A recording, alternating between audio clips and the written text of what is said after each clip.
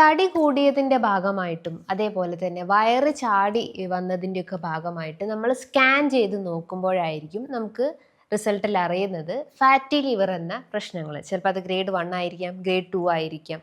അങ്ങനെ ഇംപ്രഷനിൽ നമുക്ക് fatty liver diagnose ചെയ്യുന്നു. അപ്പം പലർക്കും ഉള്ള സംശയങ്ങളാണ് ഈ ഫാറ്റി ലിവർ ഉള്ള ആളുകൾക്ക് നമ്മൾ ഭക്ഷണ രീതികളിൽ എന്തൊക്കെ മാറ്റങ്ങൾ കൊണ്ടുവരണം. ഇപ്പോൾ ഗ്രേഡ് 1 ഉള്ള ഒരു ഫാറ്റി ലിവർ ചേഞ്ചസ് ഒക്കെ ആണെങ്കിൽ നമുക്ക് ഭക്ഷണത്തിലൂടെ റിവേഴ്സ് ചെയ്യാൻ പറ്റുമോ, അല്ലെങ്കിൽ എന്തെങ്കിലും മെഡിക്കേഷൻസ് അതിന് നമ്മൾ എടുക്കേണ്ടതായിട്ടുണ്ടോ, ഭക്ഷണം ക്രമീകരിച്ച് കഴിഞ്ഞാലും അതേപോലെ തന്നെ കൃത്യമായിട്ടുള്ള വ്യായാമങ്ങൾ ചെയ്തു കഴിഞ്ഞാൽ ഈ ഒരു ഇൻഫ്ലമേഷൻസ് അല്ലെങ്കിൽ നീർക്കെട്ടുകൾ കുറച്ചെടുക്കാൻ സാധിക്കുമോ എന്നുള്ള സംശയങ്ങളൊക്കെ ഉണ്ടാവും. അപ്പം നമുക്ക് ഇന്നത്തെ വീഡിയോയിലൂടെ ലിവർ ഹെൽത്ത്, അതായത് കരളിൻ്റെ ആരോഗ്യം കൂട്ടുന്ന ആഹാരങ്ങളും അതേപോലെ തന്നെ കരളിൻ്റെ ആരോഗ്യം നശിപ്പിക്കുന്ന ആഹാരങ്ങൾ എന്തൊക്കെയാണെന്ന് ഒന്ന് ഡിസ്കസ് ചെയ്യാം. ഹായ്, ഞാൻ ഡോക്ടർ ജൂഹി ദാസ്, ഡോക്ടർ ഡയറ്റിലെ മെഡിക്കൽ ഓഫീസറാണ്. ഫാറ്റി ലിവർ എന്ന രോഗം ഒരുപാട് ആളുകളിൽ കണ്ടുവന്നിട്ടുണ്ട്. ജസ്റ്റ് നമ്മൾ മറ്റെന്തെങ്കിലും ആവശ്യങ്ങൾക്ക് വേണ്ടിയിട്ട് വയറ് സ്കാൻ ചെയ്യുമ്പോഴായിരിക്കും അതൊരു ഗ്രേഡ് 1ഉം ഗ്രേഡ് 2 ഒക്കെ ആയിട്ട് നമുക്ക് ഡയഗ്നോസ് ചെയ്യപ്പെടുന്നത്. അപ്പം നമുക്ക് ഇന്നത്തെ ഈ ഒരു ലൈഫ് സ്റ്റൈൽ ചേഞ്ചസ് അല്ലെങ്കിൽ ജീവിതശൈലിയിൽ ഉണ്ടാവുന്ന മാറ്റങ്ങൾ കൊണ്ടാണ് ഇത്തരം ഫാറ്റി ലിവർ അല്ലെങ്കിൽ ഇൻഫ്ലമേറ്ററി ചേഞ്ചസ് ഒക്കെ ബോഡിയിൽ സംഭവിക്കുന്നത്. നമ്മളിപ്പം ഒരു ഉദാഹരണം പറയുവാണെങ്കിൽ, നന്നായിട്ട് പറമ്പിലൊക്കെ പണിയെടുത്ത് ജീവിക്കുന്ന ഒരു വ്യക്തിയുടെ ശരീരവും അതേപോലെ ഒരു AC ഡിപ്പെൻഡഡ് ആയിട്ടുള്ള ഒരാളുടെ ശരീരവും നോക്കിക്കഴിഞ്ഞാൽ ഏറ്റവും കൂടുതൽ വേർപ്പൊഴിഞ്ഞു പോകുന്ന ശരീരത്തിൽ അത്ര അസുഖങ്ങളൊന്നും തന്നെ കാണില്ല. പക്ഷെ ഒരു ക്ലോസ്ഡ് സ്പേസിലും അതേപോലെ AC ഡിപ്പെൻഡഡ് ആയിട്ടുള്ള ഒരാളുകളുടെ ശരീരത്തിലാണ് ഇത്തരം ഇൻഫ്ലമേറ്ററി ചേഞ്ചസ് ഉണ്ടാവുന്നത്. അവിടെ കാണേണ്ട ഒരു ഡിഫറൻസ് എന്ന് പറയുമ്പം നമ്മൾ എത്രത്തോളം കലോറി അടങ്ങിയിട്ടുള്ള ആഹാരങ്ങൾ കഴിക്കുന്നു ആ കലോറീനെ ബേൺ ഔട്ട് ചെയ്യാൻ അതിനനുസരിച്ച് നമ്മൾ വർക്കൗട്ടുകൾ ചെയ്യണം. അപ്പം നമുക്ക് അസുഖങ്ങളുടെ ആ ഒരു ഇൻറ്റൻസിറ്റി കുറച്ചെടുക്കാൻ പറ്റുന്നതാണ്. അപ്പം ഈ ഒരു വ്യക്തിക്കാണെങ്കിൽ ഈ ഒരു കർഷകനോ അല്ലെങ്കിൽ മറ്റെന്തെങ്കിലും പറമ്പിലൊക്കെ പണിയെടുക്കുന്ന ആളുകൾക്കാണെങ്കിൽ അവർക്ക് ചിലപ്പം ചെറിയ രീതിയിലുള്ള പ്രായത്തിൻ്റെ ബുദ്ധിമുട്ടുകൾ മാത്രമായിരിക്കും. ആ ഭക്ഷണത്തിൽ ഉണ്ടാകുന്ന വ്യതിയാനങ്ങൾ കൊണ്ടോ അല്ലെങ്കിൽ വ്യായാമം ഇല്ലാത്തത് കൊണ്ടോ ഒന്നും അവർക്ക് അസുഖങ്ങളായിട്ട് രൂപപ്പെടുന്നില്ല. പക്ഷേ നമ്മൾ ഈ ഒരു കേസ് നോക്കുകയാണെങ്കിൽ ഈ വ്യക്തിക്ക് കൂടുതലായിട്ടും ഇൻഫ്ലമേറ്ററി ചേഞ്ചസ് ഉണ്ടാവും, വെയിറ്റ് ഗെയിൻ പ്രശ്നങ്ങളുണ്ടാവും, ബെല്ലി ഫാറ്റിൻ്റെ ഇഷ്യൂസ് ഒക്കെ ഡെവലപ്പ് ചെയ്യാനുള്ള ചാൻസസ് ഉണ്ട്. അപ്പോൾ നമുക്ക് രണ്ട് ഡിഫറൻസും മനസ്സിലാക്കാവുന്നതാണ്. ഒന്ന് ഫുള്ളി ഡിപ്പെൻഡഡ് ആണ് എന്തിൻ്റെ, ഈ AC, ഫോണ്, കമ്പ്യൂട്ടേഴ്സ്, അതേപോലെ തന്നെ ജങ്ക് ഫുഡ്, ഫാസ്റ്റ് ഫുഡ്. മറ്റൊരാളാണെങ്കിലോ അവർ ഈ പറഞ്ഞിട്ടുള്ള വ്യായാമങ്ങൾ ചെയ്യുന്നു, ബോഡി നന്നായിട്ട് വർക്കൗട്ട് ചെയ്യുന്നു, വളരെ ലൈറ്റ് ഫുഡ് മാത്രമായിരിക്കും ആ വ്യക്തി കഴിക്കുന്നുണ്ടാവുക. അപ്പം നമുക്ക് ഈ ലൈഫ് സ്റ്റൈൽ ചേഞ്ചസ് കൊണ്ടുവരുന്ന ഒരു മെയിൻ അസുഖമാണ് ഫാറ്റി ലിവർ എന്ന കണ്ടീഷൻസ്. ലിവറിന് ചുറ്റുമായിട്ടും ഇൻഫ്ലമേറ്ററി കണ്ടീഷൻസ് വരുന്നു അല്ലെങ്കിൽ ഇൻഫ്ലമേറ്ററി ചേഞ്ചസ് സംഭവിക്കുന്നു. ഒരു കൊഴുപ്പ് ലിവറിന് ചുറ്റുമായിട്ടും അടിഞ്ഞുകൂടിയിട്ട് ലിവറിൻ്റെ ഫങ്ഷൻ തന്നെ തകരാറിലാക്കുന്ന ഒരവസ്ഥയാണ്. ലിവറിന് ചേഞ്ചസ് വന്നു കഴിഞ്ഞാൽ അല്ലെങ്കിൽ ലിവർ നശിക്കുമ്പം ബോഡി തന്നെ കുറേ സിംറ്റംസ് ആയിട്ട് കാണിക്കും. ഒന്നാമത്തേത് സ്കിന്നിലായിരിക്കും മേജർ സിംറ്റംസും കാണിക്കുക. സ്കിൻ ടാഗ് ആയിട്ട് കാണിക്കും. ഇപ്പോൾ കഴുത്തിൻ്റെ ഭാഗത്ത്, പുറം ഭാഗത്ത്, കക്ഷത്തിൻ്റെ സൈഡിലൊക്കെ ആയിട്ട് ഒരു കറുത്ത പുറ്റുപോലെ സ്കിന്നിൻ്റെ സർഫസിൽ നിന്നും അടർന്നു നിൽക്കുന്നത് കാണാം. സ്കിൻ ടാഗ്സ് എന്ന് പറയും. അതേപോലെ തന്നെ സ്കിന്നിലൊക്കെ സ്പൈഡർ നേവിസ് കാണാം. ഈ ചിലന്തി വല പോലെ നമ്മളെ സിരകൾ ഇങ്ങനെ ഒരു സ്റ്റാർ ഷേപ്ഡ് ഒക്കെ ആയിട്ട് നമ്മുടെ തൊടേൻ്റെ ഭാഗത്ത്, കണങ്കാലിൻ്റെ ഭാഗത്തൊക്കെ ആയിട്ട് രൂപപ്പെടുന്നത് കാണാം. അത് വെയിൻസിൽ ഉണ്ടാവുന്ന ഒരു തരം ബ്ലോക്കേജ് അല്ലെങ്കിൽ ഒബ്സ്ട്രക്ഷൻസിൻ്റെ ഭാഗമായിട്ട് കാണിക്കാവുന്നതാണ്. അമിതമായിട്ടുള്ള ചൊറിച്ചിൽ അനുഭവപ്പെടാം.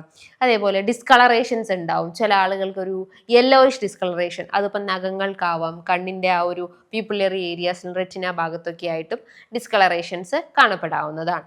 അതിനോടൊപ്പം തന്നെ ഈ ഫാറ്റി ലിവർ ഗ്രേഡ് 1 ഒക്കെ ആണെങ്കിൽ നമുക്ക് സിവിയർ ആയിട്ടുള്ള ഗ്യാസ്ട്രിക് ഇഷ്യൂസ് ഉണ്ടാവും. ലിവർ നശിക്കുമ്പം ഒരു മെയിൻ കംപ്ലയിൻസ് ആണ് ഗ്യാസ്ട്രിക് കംപ്ലയിൻസ് എന്ന് പറയുന്നത്. അതിപ്പോൾ കോൺസ്റ്റിപ്പേഷൻ ആവാം, അല്ലെങ്കിൽ വയറിളകി പോകുന്ന പ്രശ്നങ്ങളാവാം, വയറ് വീർക്കുക, ഒരു കുറച്ച് ഫുഡ് കഴിക്കുമ്പോൾ തന്നെ വയറ് പെട്ടെന്ന് ബ്ലോട്ട് ചെയ്ത് വരിക, ചിലപ്പോൾ ചില ആളുകൾക്ക് നെഞ്ചരിച്ചിലായിട്ട് വരാം, ഓക്കാനം, ഛർദിയൊക്കെ ആയിട്ടും രൂപപ്പെടാവുന്നതാണ്. ഒരു ഗ്രേഡ് 3 ഒക്കെ എത്തുമ്പം ചില ആളുകൾക്ക് ഈ ഒരു പെയിൻ ഫീൽ ചെയ്യാം. വാരിയലിൻ്റെ താഴെയൊക്കെ ആയിട്ട് ഒരു നേരിയ വേദനയൊക്കെ അനുഭവപ്പെടാവുന്നതാണ്. നിങ്ങളെ മലം ഭയങ്കരമായിട്ട് കട്ടിയായിട്ട് പോവുക, അല്ലെങ്കിൽ മലത്തിൻ്റെ കളറ് മാറിപ്പോവുക, അല്ലെങ്കിൽ യൂറിനിൽ കളർ ചേഞ്ചസ് ഉണ്ടാവുക, ഇതൊക്കെയാണ് മേജർ സിംറ്റംസ് എന്ന് പറയുന്നത്. അതിനോടൊപ്പം തന്നെ ആ ഒരു ഫിസിക്കൽ അപ്പിയറൻസ് നോക്കുമ്പോൾ ഇപ്പോൾ സിറോസിസ് സ്റ്റേജിലുള്ള ആളാണെങ്കിൽ അവർക്ക് വയറ് ചാടിയിട്ടും കാലുകളൊക്കെ മെലിഞ്ഞിരിക്കുന്നത് ഒരു ബെല്ലിയുടെ അബ്ഡോമനായിട്ട് നമുക്ക് രൂപപ്പെടുന്നത് കാണാവുന്നതാണ്. വെയിറ്റ് ഗെയിൻ ഇതിൻ്റെ ഒരു മെയിൻ ലീഡിങ് ഫാക്ടറാണ്.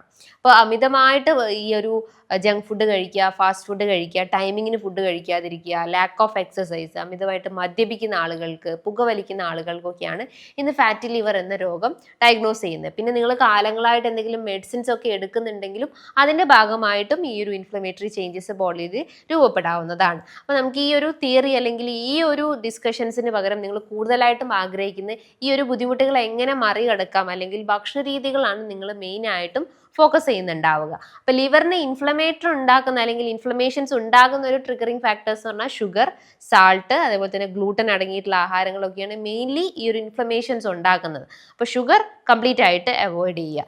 നിങ്ങൾ മിതമായ രീതിയിൽ മാത്രം ഷുഗർ എടുക്കാൻ ശ്രമിക്കുക. അതുപോലെ തന്നെ ഡോക്ടറെ ഡയറ്റിൽ ഒരു ഡോക്ടർ നിർദ്ദേശപ്രകാരം ഒരു ഡയറ്റീഷ്യൻ്റെ സഹായത്തോടു കൂടി തന്നെ കുറച്ച് മാസങ്ങൾ കൊണ്ട് തന്നെ നിങ്ങൾക്ക് 4 to 12 kg കുറയ്ക്കാൻ പറ്റുന്നതാണ്. ഇതിന് കൃത്യമായിട്ടുള്ള ഗൈഡൻസ് നിങ്ങൾക്ക് ഡയറ്റീഷ്യൻ പറഞ്ഞു തരുന്നതാണ്. അതായത് എന്തൊക്കെ ഫുഡ് കഴിക്കണം, അവോയ്ഡ് ചെയ്യേണ്ട ഫുഡ് ഐറ്റംസ് എന്തൊക്കെയാണെന്ന് ഡേ നൈറ്റ് നിങ്ങൾക്ക് കൃത്യമായിട്ടുള്ള ഗൈഡൻസ് തരുന്നതാണ്. ഈ ഒരു ഡോക്ടർ ഡയറ്റിൽ ജോയിൻ ചെയ്യാൻ വേണ്ടിയിട്ട് താഴെ കാണുന്ന നമ്പറിൽ ബന്ധപ്പെടുക. ഗ്ലൂട്ടൻ അടങ്ങിയിട്ടുള്ള ആഹാരങ്ങൾ പരമാവധി അളവ് കുറച്ച് കൊണ്ടുവരാൻ ശ്രമിക്കുക. നിങ്ങളിപ്പോൾ ചോറ് മാറ്റി ചപ്പാത്തി കഴിക്കുക, ചോറിൻ്റെ അതേ അളവിൽ തന്നെ നമ്മൾ 4-5 ചപ്പാത്തി കഴിച്ചു കഴിഞ്ഞാൽ അതിൻ്റെ യാതൊരു രീതിയിലുള്ള കാര്യവുമില്ല. രണ്ടിനും ഈക്വൽ കലോറീസ് തന്നെയാണ്. പക്ഷെ അതിൻ്റെ ക്വാണ്ടിറ്റി മിനിമൈസ് ചെയ്ത് കൊണ്ടുവരാൻ ശ്രമിക്കുക. ചില ആളുകൾക്ക് ഈ ഗ്ലൂട്ടൻ അടങ്ങിയിട്ടുള്ള ആഹാരങ്ങൾ കഴിച്ചു കഴിഞ്ഞാൽ ഗ്യാസ്ട്രിക് ഇഷ്യൂസ് പ്രോമിനൻ്റ് ആയിട്ട് കാണിക്കും. അങ്ങനത്തെ ആളുകളായാലും അതിൻ്റെ ഈ ചപ്പാത്തിയോ കഴിക്കുകയാണെങ്കിൽ അളവ് കുറച്ച് കൂടുതൽ സാലഡ്സ് ഉൾപ്പെടുത്താൻ ശ്രമിക്കുക. അപ്പോൾ ഈ 3 കാര്യങ്ങളാണ് മെയിൻലി ഈ ഒരു ഫാറ്റി ചേഞ്ചസ് ഉള്ള ആളുകൾക്ക് ഒഴിവാക്കേണ്ടത്.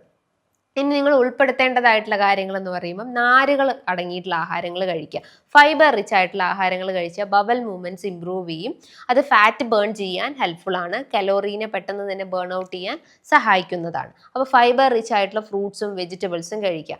ഈ വൈറ്റമിൻ സി അടങ്ങിയിട്ടുള്ള ആഹാരങ്ങൾ കഴിക്കുക. ഓറഞ്ച്, മൊസംബി, ആംലൊക്കെ കഴിക്കാവുന്നതാണ്. ക്യാരറ്റ്, ബീട്രൂട്ട്, ബ്രൊക്കോളി, കോളിഫ്ലവർ ഇത്തരം ക്രൂസിഫറസ് വെജിറ്റബിൾസും ഉൾപ്പെടുത്താവുന്നതാണ്. ഇനി നിങ്ങളെ ലിവറിന് ഇൻഫ്ലമേഷൻസ് കുറയ്ക്കുന്ന പ്രോട്ടീൻസ് അത്യാവശ്യമാണ്. പ്രോട്ടീൻസ് എന്ന് പറയുമ്പോൾ നിങ്ങൾ ചെറു മത്സ്യങ്ങൾ കഴിക്കാം, മുട്ട കഴിക്കാവുന്നതാണ്. നട്ട്സും സീഡ്സും ഒക്കെ ഡെയിലി ബേസിസിലൊക്കെ ഉൾപ്പെടുത്താവുന്നതാണ്. അതും ഈ ഇൻഫ്ലമേഷൻസ് കുറച്ചെടുക്കുന്ന. നിങ്ങളിപ്പോൾ വൈറ്റ് റൈസ് ഒക്കെ കൺസ്യൂം ചെയ്യുന്നുണ്ടെങ്കിൽ അത് ബ്രൗൺ റൈസ് ആക്കി കൂടുതലായിട്ടും പ്രിഫർ ചെയ്യുക. അതും അളവ് കുറച്ച് എടുക്കാൻ ശ്രമിക്കുക. അതോടൊപ്പം തന്നെ ബോഡിയിൽ ഇൻഫ്ലമേഷൻസ് കുറയ്ക്കാൻ വേണ്ടിയിട്ടും ഫാറ്റി ചേഞ്ചസ് കുറയ്ക്കാൻ വേണ്ടിയിട്ട് നിങ്ങൾ അത്യാവശ്യം വൈറ്റമിൻസ് എടുക്കാൻ ശ്രമിക്കുക.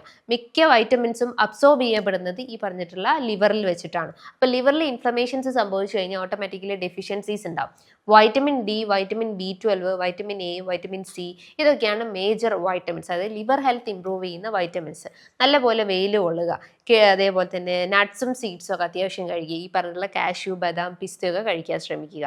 ഫ്ലാക്സ് സീഡ്സും ചിയ സീഡ്സും ഒക്കെ ഡെയിലി ബേസിസിൽ നിങ്ങൾ സാലഡ്സിലൊക്കെ മിക്സ് ചെയ്ത് കഴിക്കുകയാണെങ്കിൽ വെയിറ്റ് ലോസിന് ഹെൽപ്ഫുൾ ആണ്. അതേപോലെ മദ്യപിക്കുന്ന ആളുകളാണെങ്കിൽ അതൊരു 20% കോസാണ് ഈ സിറോസിസ് കണ്ടീഷൻസ് ഒക്കെ വരാൻ. ആ ശീലങ്ങളൊക്കെ പരമാവധി ഒഴിവാക്കിയെടുക്കാൻ ശ്രമിക്കുക. ഫ്രൂട്ട്സും വെജിറ്റബിൾസും മാക്സിമം ഡയറ്റിൽ ഉൾപ്പെടുത്താൻ ശ്രമിക്കുക. ഫ്രൂട്ട്സ് ഒക്കെ ബിഫോർ ഫുഡായിട്ട് ഉൾപ്പെടുത്തുക. വെജിറ്റബിൾസ് ഒക്കെ ആണെങ്കിൽ സ്റ്റീം ചെയ്ത് നിങ്ങൾക്ക് സാലഡ് ഫോമിൽ നിങ്ങൾക്ക് ചിക്കനൊക്കെ ഗ്രില്ല് ചെയ്തിട്ട് ആഡ് ചെയ്ത് കഴിക്കാവുന്നതാണ്. അതൊക്കെ നമ്മുടെ ബോഡിയിലെ ആ ഒരു ഇൻഫ്ലമേഷൻസ് കുറയ്ക്കും. അതേപോലെ തന്നെ അപ്പറ്റൈറ്റ് ഫില്ല് ചെയ്യാനും ആ ഒരു വിശപ്പിനെ കൺട്രോൾ ചെയ്യാനും ഹെൽപ്ഫുള്ളാണ്. അപ്പോൾ ഈ കാര്യങ്ങൾ കൃത്യമായിട്ട് നിങ്ങൾ ഫോക്കസ് ചെയ്ത് കഴിഞ്ഞാൽ തന്നെ നമുക്ക് ലിവറിൻ്റെ ഹെൽത്ത് ഇംപ്രൂവ് ചെയ്യാൻ സഹായിക്കുന്നതാണ്. പിന്നെ ആൻറ്റി ഇൻഫ്ലമേറ്ററി ആയിട്ടുള്ള സിനമൺ, ഗ്രാമ്പൂ, കറുവപ്പട്ട, ദെൻ ജിഞ്ചർ, ഗാർലിക് ഒക്കെ അത്യാവശ്യം നല്ല രീതിയിൽ ഉൾപ്പെടുത്തുക. ചായയും കാപ്പിയൊക്കെ പരമാവധി അളവ് കുറയ്ക്കുക. നിങ്ങൾ ഗ്രീൻ ടീ ഒക്കെ കൂടുതലായിട്ട് ഉൾപ്പെടുത്തുകയാണെങ്കിൽ ബോഡി വെയിറ്റ് കുറയ്ക്കും, ഫാറ്റിനെ ബേൺ ചെയ്യാനും ഹെൽപ്ഫുൾ ആണ്. അതേപോലെ തന്നെ ഇത്തരം ഇൻഫ്ലമേഷൻ കണ്ടീഷൻസും റെഡ്യൂസ് ചെയ്ത് കൊണ്ടുവരാവുന്നതാണ്. സോ ഇതുമായി ബന്ധപ്പെട്ട് നിങ്ങൾക്ക് എന്തെങ്കിലും ഡൗട്ട്സ് ഒക്കെ ഉണ്ടെങ്കിൽ താഴെ കാണുന്ന നമ്പറിൽ കോൺടാക്ട് ചെയ്യാവുന്നതാണ്. നല്ലൊരു ഹെൽത്ത് ടോപ്പിക്കുമായി വീണ്ടും കാണാം. താങ്ക്